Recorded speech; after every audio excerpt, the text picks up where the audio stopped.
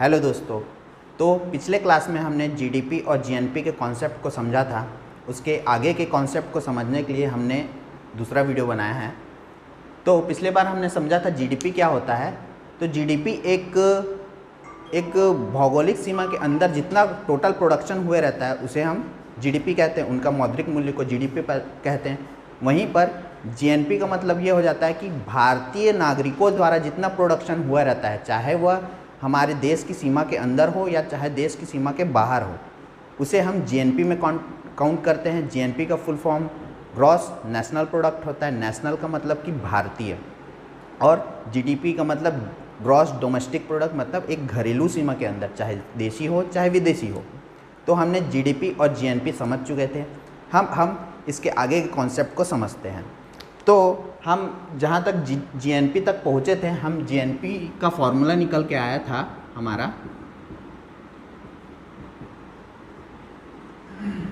GDP plus X minus Y, जहाँ पर जो एक्स है वो भारतीय नागरिकों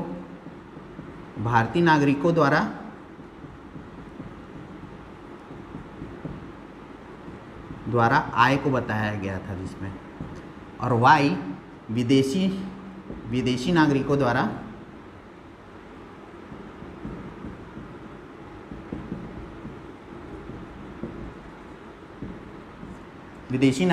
आय को बताया गया था। इसमें जो ये x माइनस वाई है, इसे हम शुद्ध साधन आय भी कहते हैं। शुद्ध साधन आय, ठीक है। तो एग्ज़ाम में क्वेश्चन ऐसा बन भी सकता है कि जीएनपी क्या होता है। तो क्वेश्चन ऐसे घुमाकर भी पूछ सकता है, जीडीपी में शुद्ध साधन आय को ऐड किया जाता है, जीडीपी में शुद्ध साधन आय को घटाया जाता है, ऐसे क्वेश्चन पूछा जा सकता है। तो जो शुद्ध साधन आय है वो x माइनस वाई, इतना जो पार्ट है उसे शुद्ध साधन आय कहते हैं। जीडीपी में शुद्ध साधन आय को जोड़ देंगे तो आपका जीएनपी निकल कर आ जाएगा। एक कॉन्सेप्ट समझते हैं, जैसे कि जीडीपी अगर जीएनपी से बड़ा हो गया, जीडीपी का वैल्यू अगर जीएनपी से बड़ा है, मतलब कि यहाँ पर विदेशियों की आय जो है वो ज़्यादा है, ठीक है। और दूसरा ये हो सकता है जीडीपी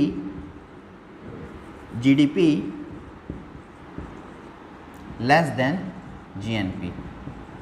अगर जीएनपी बड़ा है जीडीपी से, मतलब कि हमारे भारतीय नागरिक जो हैं वो विदेशियों से ज़्यादा कमा रहे हैं, भारतीयों की आय ज़्यादा है।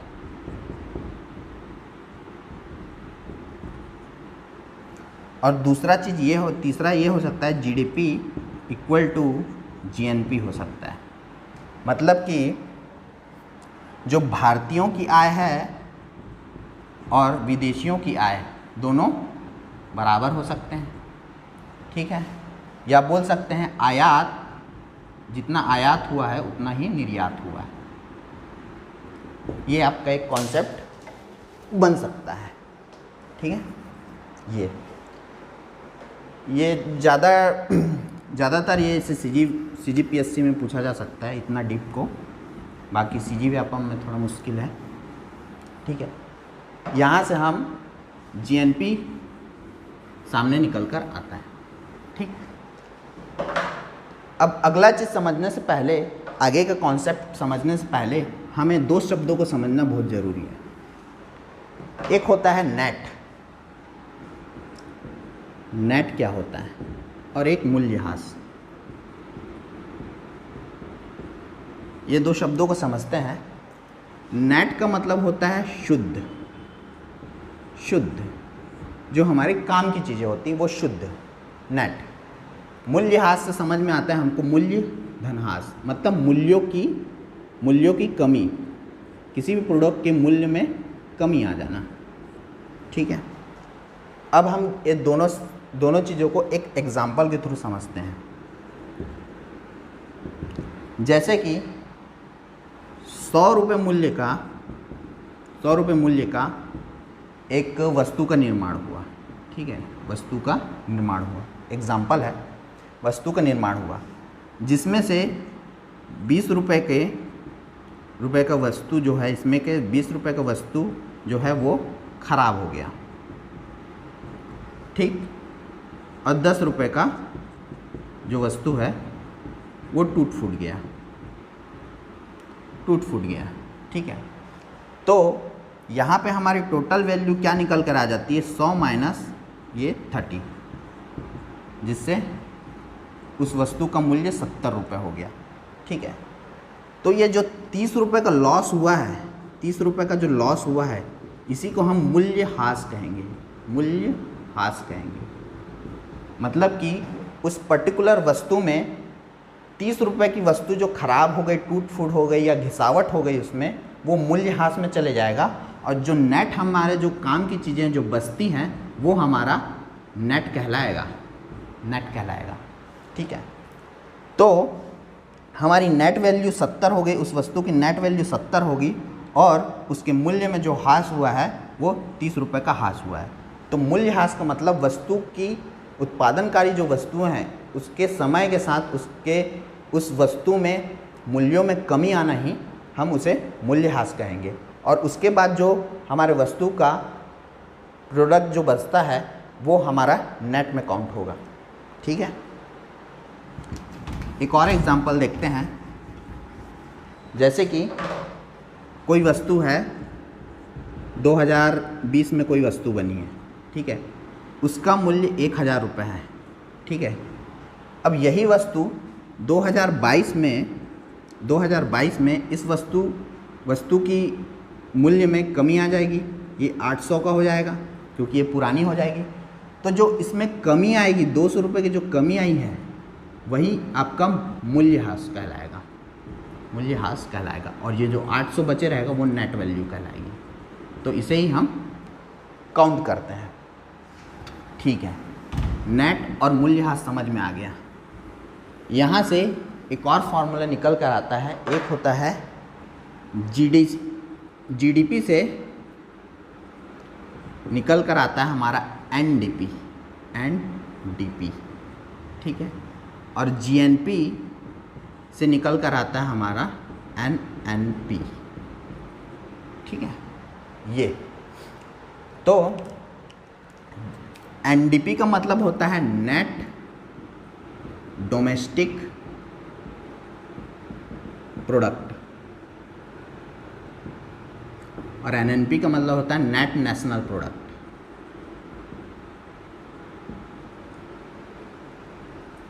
ठीक है। मतलब कि यहाँ पे जी जो है वो हटा दिया गया है और उसके जगह नेट लग गया है, ग्रॉस के जगह नेट लग गया। मैं पहले बताया कि ग्रॉस का मतलब होता है टोटल, ग्रॉस का मतलब टोटल होता है, और नेट का मतलब होता है शुद्ध, ठीक है। तो ग्रॉस में आपका जो वस्तु काम की नहीं है, जो टूट फूट गई है, जिसका कोई वैल्यू नहीं है, वो भी शामिल रहता है। नेट में केवल शुद्ध शामिल होता है। तो हम इसे शुद्ध में कैसे बदलेंगे, तो जीडीपी आपका जो है एनडीपी निकालना है, एनडीपी नेट डोमेस्टिक प्रोडक्ट। तो नेट डोमेस्टिक प्रोडक्ट में आपका जीडीपी में मूल्यह्रास को माइनस कर देंगे, तो आपका एनडीपी निकल कर आ जाएगा, नेट प्रोडक्ट निकल कर आ जाएगा, क्योंकि हम जो जिसमें ग्रॉस में जो हमारे काम की चीज़ें नहीं थी वो भी शामिल थे, उसके मूल्य को हमने घटा दिया, तो आपका नेट प्रोडक्ट सामने निकल कर आया। उसी प्रकार जीएनपी से आपका एनएनपी निकल कर आएगा, जीएनपी से आपका एनएनपी निकल कर आएगा। तो इसमें भी हमारा जीडीपी में जीएनपी में मूल्यह्रास को घटा देंगे तो हमारा एनएनपी निकल कर सामने आएगा, नेट नेशनल प्रोडक्ट सामने आएगा, ठीक है। तो यहाँ से फॉर्मूला ऐसा भी बन सकता है, जीडीपी का फॉर्मूला कैसे बनेगा, अगर जीडीपी पूछेगा, जीडीपी का फॉर्मूला क्या हो सकता है, तो यहाँ पर हम जीडीपी का फॉर्मूला जीडीपी एनडीपी प्लस मूल्यह्रास कर सकते हैं, इसको इधर ट्रांसफ़र करेंगे तो, और जीएनपी का फॉर्मूला आपका एनएनपी प्लस मूल्यह्रास, ये भी हो सकता है। ठीक है, ये तो हो गया हमारा जीएनपी और जीडीपी, एनडीपी, नेट और मूल्यह्रास क्या होता है। इससे हमको समझ में आ गया कि हमारा जो नेट प्रोडक्ट होता है उसमें मूल्यह्रास उसमें घटा दिया जाता है। नेट जहाँ भी आया उसमें समझ लो कि मूल्यह्रास घटा हुआ है। ठीक है, अब हम आगे का कॉन्सेप्ट समझते हैं। हमने निकाल दिया एनएनपी, ठीक है। एनएनपी मतलब जीएनपी में मूल्यह्रास को घटा देने से आपका एनएनपी आ जाता है। अब इसी एनएनपी से, इसी नेट नेशनल प्रोडक्ट से हम राष्ट्रीय आय निकालते हैं। ठीक है, राष्ट्रीय आय निकालते हैं। ये जो एनएनपी होता है वो मार्केट प्राइस पर होता है, बाज़ार मूल्य पर होता है। ठीक है, अब हमको राष्ट्रीय आय निकालना है तो हमें दो टर्म्स समझने पड़ेंगे फिर से नेशनल इनकम समझने के लिए। एक होता है फैक्टर कॉस्ट, क्या होता है, और एक होता है आपका मार्केट प्राइस।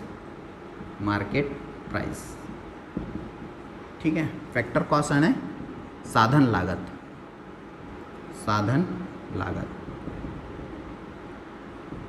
ये बाजार मूल्य।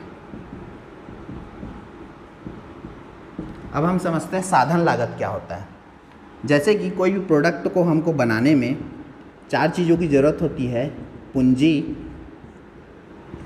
भूमि, श्रमिक और उद्यमी।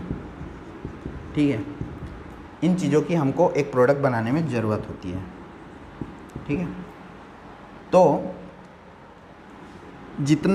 कितना पूंजी लगा, किसी प्रोडक्ट को बनाने में कितना पूंजी लगा, वो भूमि का कितना किराया बना, वो श्रमिक का कितना स्किल में, जितना श्रमिक के स्किल में जितना खर्च हुआ वो, और उद्यमी अपना जो प्रॉफिट जोड़ता है वो। ठीक है, ये इन सब को टोटल ऐड करने पर हमें एक वस्तु का मूल्य निकल कर सामने आता है। जो भी मूल्य है निकल के सामने आता है। ठीक है, ये हमारा एक वस्तु को बनाने में कितना खर्च आया है वो निकल कर आता है। तो इसे ही हम फैक्टर कॉस्ट या साधन लागत कहते हैं कि इस पर्टिकुलर वस्तु को या प्रोडक्ट को बनाने में हमारी पूंजी कितनी लगी, हमारी भूमि में किराया कितना लगा है, श्रमिक को देने में कितना पैसा खर्च हुआ, और उद्यमी अपना प्रॉफिट, ये अपना प्रॉफिट को जोड़ के एक वस्तु का मूल्य सामने निकल कर आता है। ठीक है, अब क्या होता है, अब गवर्नमेंट इसमें जोड़ देती है टैक्स। इसके बाद ये हमारा एक प्रोडक्ट तैयार हो जाता है जिसमें गवर्नमेंट का टैक्स जुड़ा होता है। यही हमें एमआरपी पे मिलता है। टैक्स के साथ जो हमें वस्तु मिलती है, जिस मूल्य पे मिलती है, उसमें सरकार के टैक्स जुड़े रहते हैं जो हमें एमआरपी पे मिलता है। इसे ही हम बाज़ार मूल्य कहेंगे। ठीक है, बाज़ार मूल्य। अब क्या होता है, किसी वस्तु में सरकार सब्सिडी भी देती है जिससे कि सामान का जो लागत है वो कम हो सके, वस्तु का मूल्य जो है वो कम हो सके, सस्ता हो जाए। तो सरकार टैक्स जोड़ती है, वस्तु महंगी हो जाती है। जब सरकार टैक्स जोड़ती है तो वस्तु महंगी हो जाती है, और सरकार जब सब्सिडी देती है तो वस्तु सस्ती हो जाती है। अब ये सब्सिडी क्या होता है? सब्सिडी कई जो आवश्यक वस्तु होते हैं जिन पे सरकार सब्सिडी देती है ताकि जनता को उस वस्तु को खरीदने में ज़्यादा पैसा न लगे। तो सब्सिडी, जैसे कि कोई सौर पैनल है, सरकार सौर पैनल पे सब्सिडी देती है। मान लो उस सौर पैनल 800 रुपये का है, जिसका मार्केट प्राइस 800 रुपये में होता है। सरकार उसमें कुछ सब्सिडी दे देती है, जैसे जनता के डायरेक्ट खाते में दे देती है कभी कभार सब्सिडी, या सब्सिडी जुड़ कर भी आता है। तो सरकार मान के चलो इसमें 300 रुपये सब्सिडी दे दी, तो अब वो उस वस्तु सौर पैनल का मूल्य आपका 500 हो जाता है, जिससे वस्तु क्या सस्ती हो जाती है। ठीक है, सब्सिडी का मतलब ये होता है। ठीक, अब हमने फैक्टर कॉस्ट और सब्सिडी ये समझ लिया ये क्या होता है। अब यहीं से हमारा नेशनल इनकम कैसे निकल कर आता है ये आपको मैं बताता हूँ। देखिए, जो नेशनल इनकम है वो आपका NNP एट फैक्टर कॉस्ट, ये आपका NNP कहलाता है। NNP एट फैक्टर कॉस्ट आपका नेशनल इनकम कहलाता है। ठीक है, ये जो NNP निकला था, ये NNP ये मार्केट प्राइस पर था, बाज़ार मूल्य पर था, लेकिन हमको नेशनल इनकम निकालना है एट फैक्टर कॉस्ट पर। तो हम ये NNP जो मार्केट प्राइस है ना, इसमें हमको क्या करना पड़ेगा, टैक्स जो सरकार टैक्स लिया था उसे माइनस करना पड़ेगा, टैक्स को माइनस करना पड़ेगा, और जो सब्सिडी दी थी गवर्नमेंट ने उसको जोड़ना पड़ेगा, जिससे हमारा फैक्टर कॉस्ट निकल कर आएगा। NNP एट फैक्टर कॉस्ट निकल कर आएगा। ठीक है, NNP एट फैक्टर कॉस्ट निकालने के लिए हमको NNP मार्केट प्राइस में आपका जिसमें टैक्स जुड़ा हुआ था और जिसमें सब्सिडी लगी हुई थी, उसमें से जो सरकार ने जो टैक्स लिए थे उसको हटा देंगे, और सब्सिडी के कारण जो सस्ती हुई थी उसे हम जोड़ देंगे, तो हमारा NNP एट फैक्टर कॉस्ट निकल कर सामने आ जाएगा। ठीक है, यही हमारा नेशनल इनकम कहलाता है। NNP एट फैक्टर कॉस्ट हमारा नेशनल इनकम कहलाता है। ठीक है, ये हमारा नेशनल इनकम निकल कर सामने आता है। ठीक, अब हम इस नेशनल इनकम तो समझ में आ गया नेशनल इनकम क्या होता है। अब इस नेशनल इनकम से हम प्रति व्यक्ति आय निकालते हैं, पर कैपिटा इनकम, प्रति व्यक्ति आय।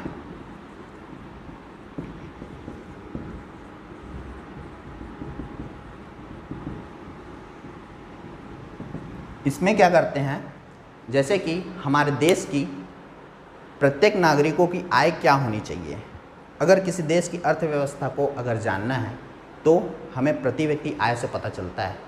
जिस प्रकार हमारा NNP एट फैक्टर कॉस्ट निकला था,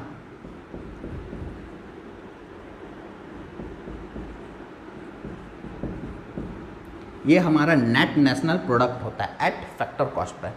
इससे हम अपनी देश की जनसंख्या को डिवाइड कर देते हैं, इससे हमारा प्रति व्यक्ति आय निकलकर सामने आता है। तो हम यहाँ पे समझते हैं नेशनल इनकम, हम GDP से स्टेप बाय स्टेप कैसे हम नेशनल इनकम तक के पहुँचे, और जब एक देश की पूरी नेशनल इनकम निकल कर सामने आए तो उस देश के प्रत्येक नागरिकों की इनकम क्या होनी चाहिए साल की, ये हमें पता चलता है। ठीक है, तो यहाँ से हमारा GDP, GNP, NNP, national income और प्रति व्यक्ति आय का कॉन्सेप्ट यहाँ पर ख़त्म होता है। इसके बाद मैं आपको एक डायग्राम के ज़रिए आपको शॉर्टकट में बताऊँगा कि कैसे GNP, GDP से हम नेशनल इनकम तक के पहुँचे और कैसे हमारा प्रति व्यक्ति आय निकल कर सामने आता है। थैंक यू, धन्यवाद। इस पूरे कॉन्सेप्ट को मैं एक बार फिर से समराइज़ करने की कोशिश कर रहा हूँ फ्लो चार्ट के ज़रिए। तो हम GDP से कैसे हम नेशनल इनकम तक पहुँचते हैं, इसे हम फ्लो चार्ट के ज़रिए फिर से समझते हैं। तो GDP से हम नेशनल इनकम तक के हम 3 तरीक़ों से पहुंच सकते हैं। मान के चलिए, ठीक है, GDP क्या था हमारा, एक भौगोलिक सीमा के अंतर्गत एक वित्तीय वर्ष में उत्पादित सभी वस्तुओं एवं सेवाओं के अंतिम मूल्य को ही हम GDP पे काउंट करते थे एक भौगोलिक सीमा के अंतर्गत, तो वो हमारा GDP कहलाता था। लेकिन ये GDP जो था, जितने भी वस्तुओं एवं सेवाओं के जो मूल्य थे वो हमारे अंतिम मूल्य थे, उसे ही हम मार्केट प्राइस कहते थे। जिन वस्तुओं और सेवाओं को हम उपभोग करते हैं, हम जिसे खरीदते हैं, जिस मूल्य पर खरीदते हैं वही हमारा अंतिम मूल्य कहलाता है। तो जीडीपी से हम एनडीपी पर कैसे पहुंचेंगे, एनडीपी से फिर एनएनपी, फिर एनएनपी से हमारा एनएनपी एट फैक्टर कॉस्ट। तो जीडीपी एट मार्केट प्राइस से हम एनडीपी एट मार्केट प्राइस पर पहुंचते हैं।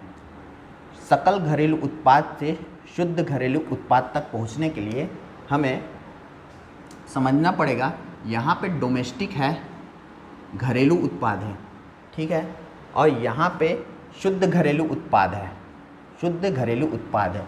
तो ये जो था ग्रॉस से हम नेट पे पहुँचे, ग्रॉस डोमेस्टिक प्रोडक्ट से हमें नेट डोमेस्टिक प्रोडक्ट तक के पहुँचना है। तो हमने समझा था कि ग्रॉस का मतलब होता है टोटल क्वांटिटी, अगर उसे हम नेट में लाना है तो हमें मूल्यह्रास या डेप्रिसिएशन को माइनस करना पड़ता है। तो हमें ग्रॉस डोमेस्टिक प्रोडक्ट से नेट डोमेस्टिक प्रोडक्ट में पहुंचने के लिए हमें माइनस करना पड़ेगा मूल्यह्रास को, या इसे हम कहेंगे डेप्रिसिएशन,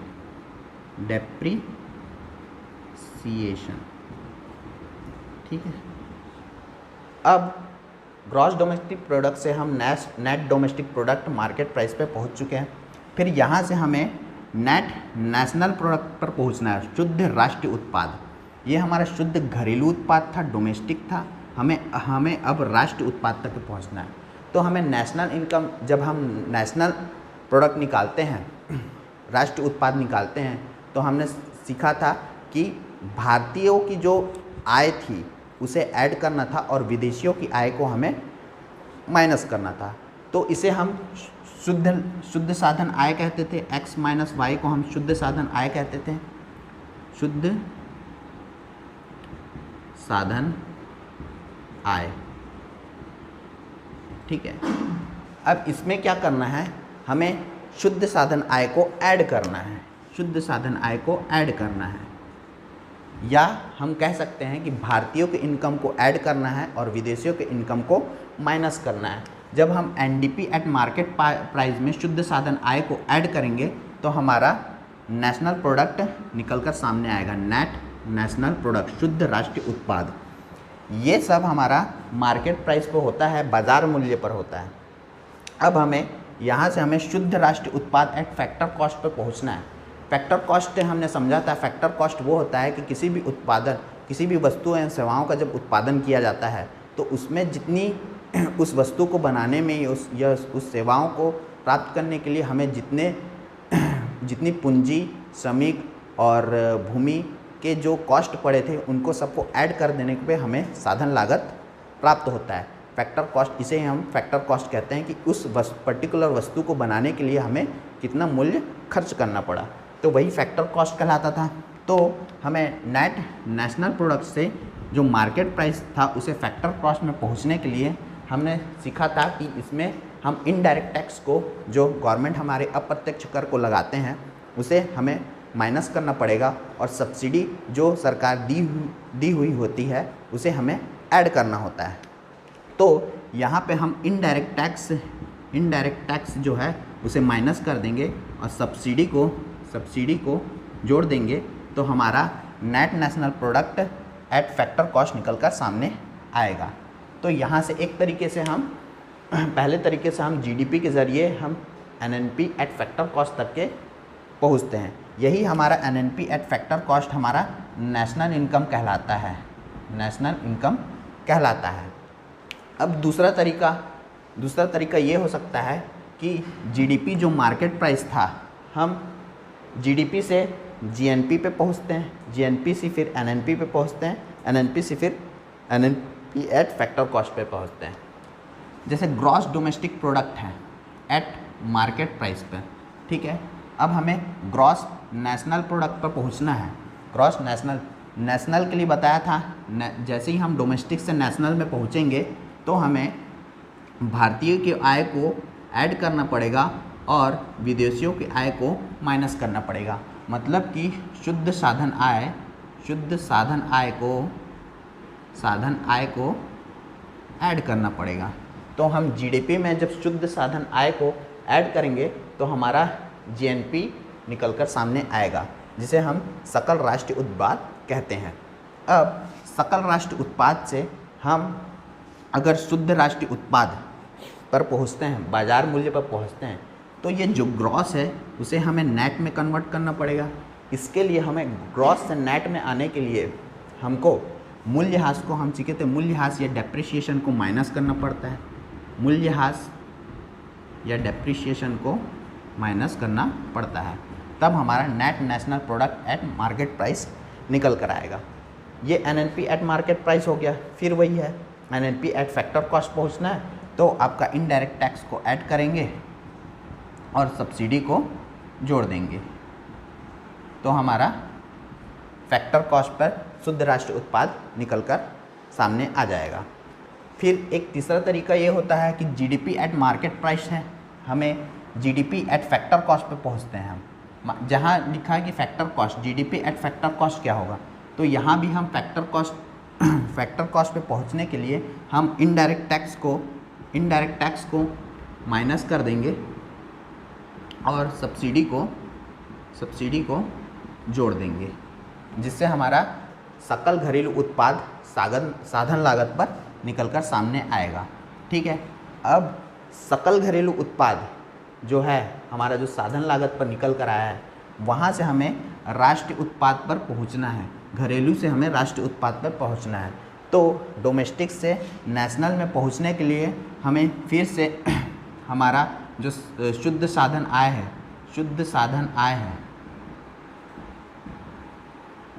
आय x माइनस वाई, जहाँ x आपका भारतीयों के द्वारा इनकम कहलाता है और y हमारा विदेशियों के द्वारा जो इनकम होता है उसे कहा जाता है, उसे हम GDP में ऐड करेंगे शुद्ध साधन आय को, तो हमारा नेशनल प्रोडक्ट निकल कर सामने आएगा शुद्ध साधन आय पर।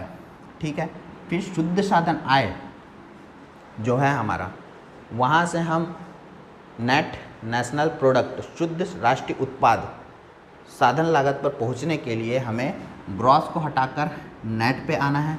तो हम समझे थे ग्रॉस को अगर हटाकर हम नेट पे आएंगे तो यहाँ पर मूल्यह्रास या डेप्रिसिएशन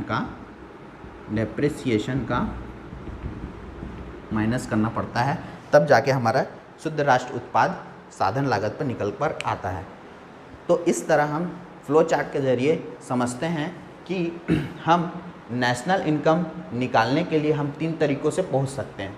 अब ओवरऑल ये कहा जा सकता है, ओवरऑल मैं ये बताना चाह रहा हूँ कि अगर हमें डोमेस्टिक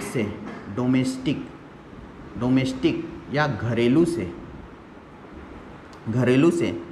नेशनल की ओर पहुँचना है, या राष्ट्र की ओर पहुँचना है, तो हमें शुद्ध साधन आय को ऐड करना पड़ेगा। एक कॉन्सेप्ट ये है फ्लो चार्ट में जो बताया हूँ। दूसरा, अगर हमको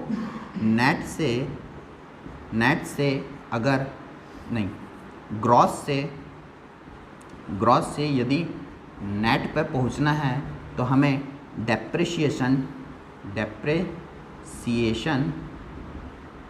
को माइनस करना पड़ेगा, को घटाना पड़ेगा।